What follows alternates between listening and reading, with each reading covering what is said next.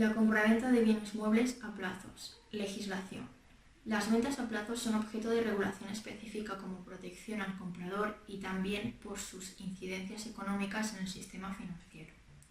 La Ley 28.1998 de 13 de julio regula tales ventas, los contratos de préstamo destinados a habilitar la adquisición de los bienes muebles y las garantías que se constituyan para asegurar el cumplimiento de las obligaciones nacidas de los anteriores contratos. 1.1.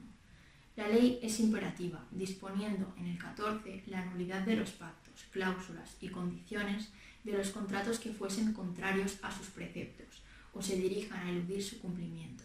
Precepto imperativo contrariado. Concepto, objeto y naturaleza jurídica de la venta a plazos.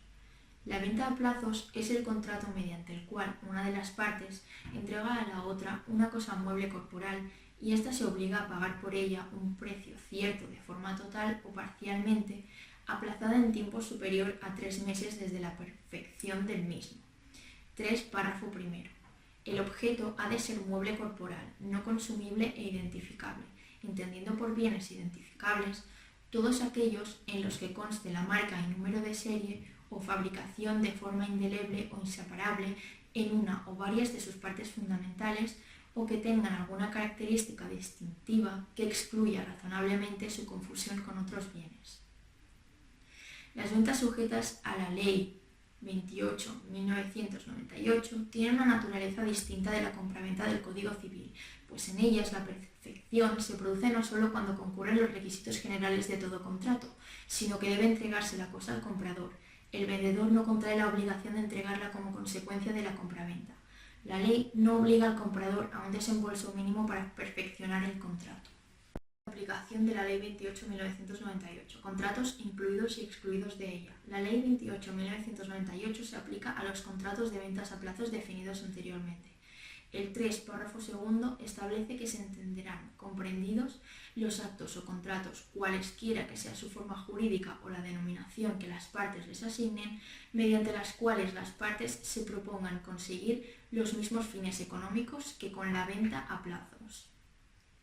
La norma es una manifestación de la vis atractiva de la Ley 28.1998 y fuente de problemas cuando interesa el deslinde entre figuras jurídicas muy afines, arrendamiento financiero o contrato de leasing.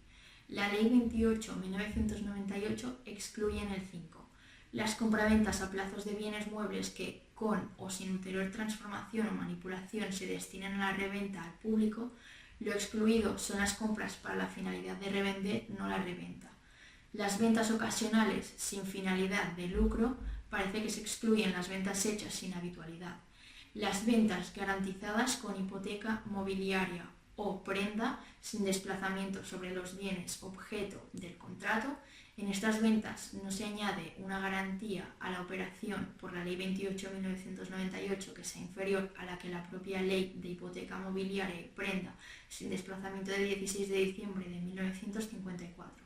Aquellos contratos de ventas a plazos cuya cuantía sea inferior a la que se determina reglamentariamente y los contratos de arrendamiento financiero, leasing, es el supuesto que engendra más controversias en miras de la Ley 28.1998 en el 3, párrafo segundo. La Ley de ventas a plazos de bienes muebles y la Ley de crédito al consumo.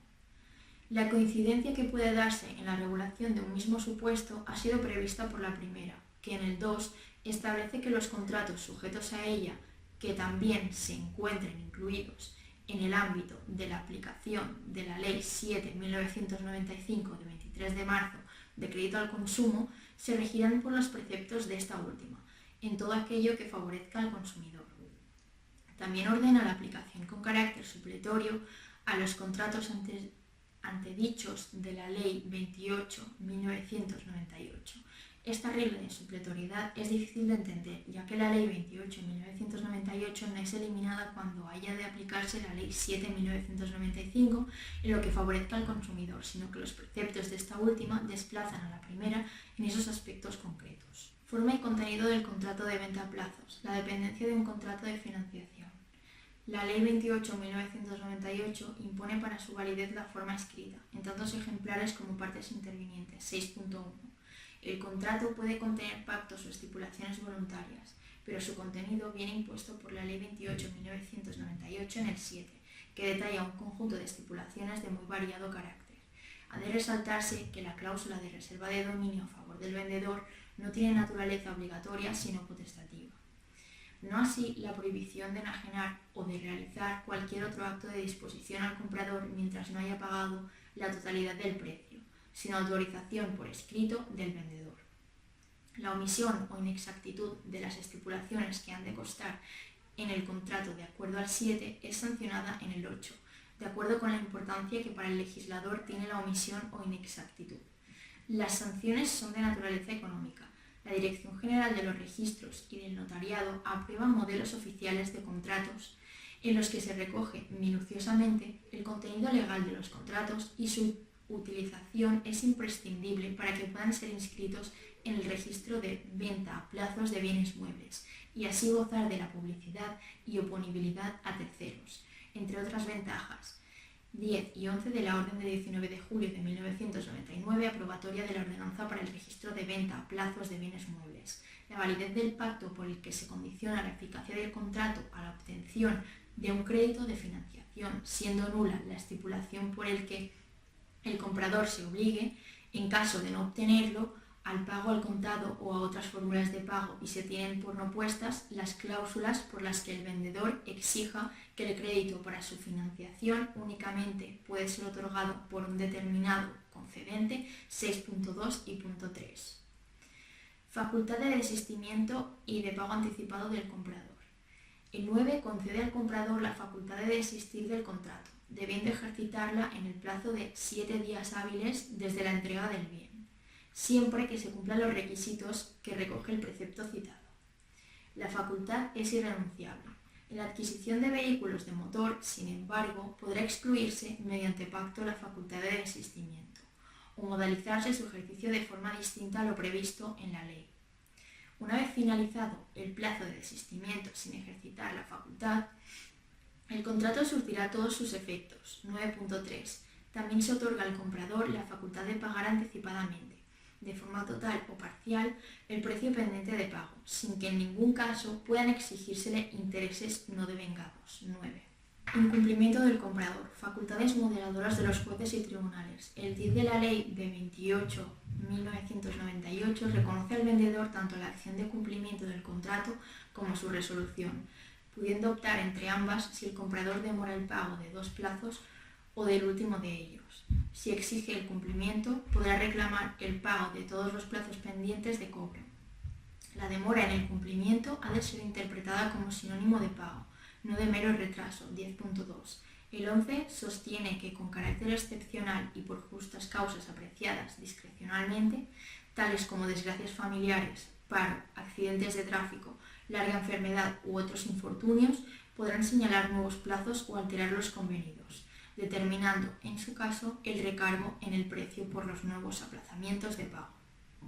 Igualmente, tendrán facultades moderadoras de las cláusulas penales pactadas para el caso de pago anticipado o incumplimiento por parte del comprador. La financiación de las ventas a plazos. El 1 de la Ley 28/1998 incluye en el ámbito de aplicación los contratos de préstamo destinados a facilitar la adquisición de los bienes muebles corporales, no consumibles e identificables, que pueden ser objeto de un contrato de venta a plazos. El 4 detalla las formas que pueden revestir, según se financie al vendedor o al comprador. El prestamista, en el primer caso, es el que aparece como titular del crédito por el precio aplazado contra el comprador, en lugar del vendedor, pues mediante la financiación ha obtenido la titularidad del mismo. En el segundo caso, el comprador adquiere al contado. No hay una venta a plazos y lo que se aplaza en el tiempo es la devolución del préstamo recibido. La reserva de dominio y prohibición de disponer. La Ley 28/1998 tiene como piezas fundamentales de su estructura estas dos garantías de las obligaciones del comprador. Mediante la reserva de dominio, el comprador no adquiere la propiedad del objeto hasta el completo pago del crédito.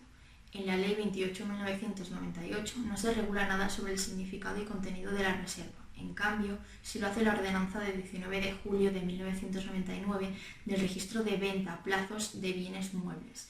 En el 4, y con muy discutible ajuste a la autorización dada por la Ley 2898 al Ministerio de Justicia para su desarrollo, estatuye la nulidad de pleno derecho de los actos de enajenación o gravamen realizados por el comprador y la sustracción del bien de los embargables por deudas del mismo, aunque sí lo puede ser por deudas del beneficiario de la reserva de dominio.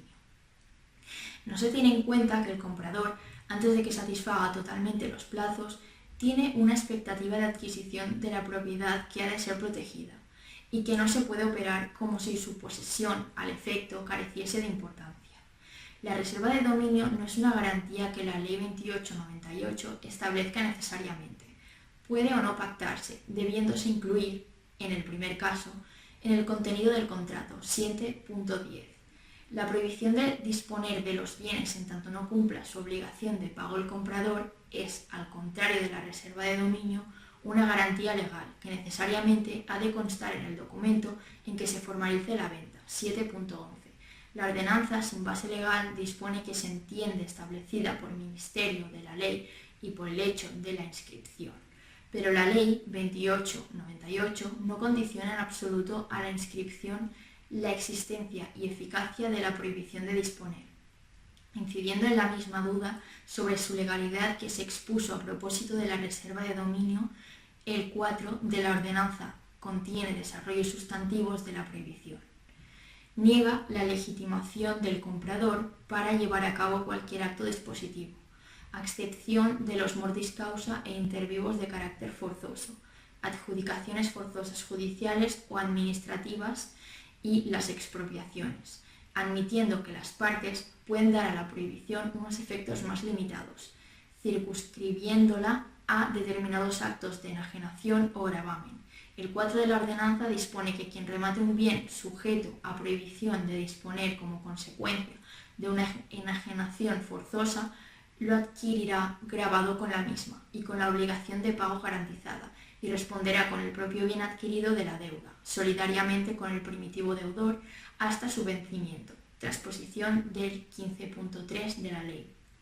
El adjudicatario de un bien sujeto a reserva de dominio en una realización forzosa por deudas del favorecido por la misma, adquirirá la propiedad del bien subrogándose en las obligaciones de aquel con relación al comprador.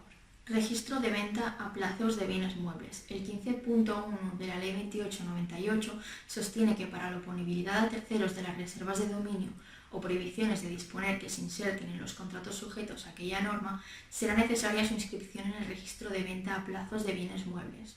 Los efectos de la inscripción de los contratos tienen más alcance. El apartado 2 de dicho artículo establece la presunción legal de que los derechos inscritos existen y pertenecen a su titular en la forma determinada por el asiento respectivo y la de que los contratos inscritos son válidos. También se regulan los aspectos procesales. La ordenanza del Ministerio de Justicia de 19 de julio de 1999 regula minuciosamente este registro, que se ha integrado en el Registro de Bienes Muebles, Real Decreto 1828-1999 de 3 de diciembre y Resolución de la Dirección General de los Registros y del Notariado de 11 de abril del 2000.